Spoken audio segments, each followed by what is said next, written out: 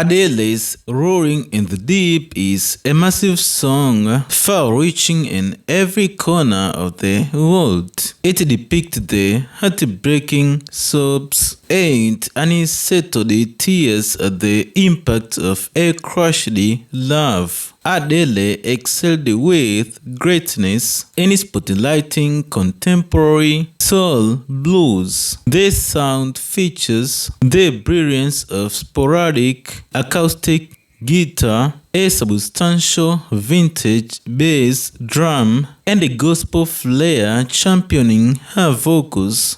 Adele's fresh vocal command excelled in a changing mood as she masterfully told the stories of heartbreak and hot-tempered retaliation. Every time I listen Roaring in the Deep, my soul bathes in the atmosphere of melancholy. It seems to me like the basic realization of sadness from the cry which has longed the anxious heart.